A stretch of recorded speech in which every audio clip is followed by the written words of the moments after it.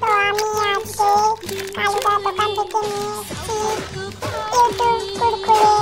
যেহেতু কালুদার দোকানে ইউটিউব কুরকুরে আছে, তাই আমি ইউটিউবের সামনে নিয়ে চলে আসলাম ইউটিউব কুরকুরে। এটাকে আনবক্সিং করা যাক। তাছাড়াও প্যাকেট খুব ভারী ভারী লাগছে, দেখা যাক এর ভেতরে কি পাই।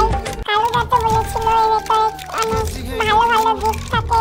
চলো আনবক্সিং করা যাক। গাইস দেখো আমরা আনপ্যাকেজিং করে দিয়েছি, দেখা যাক এর ভেতরে কি পাই।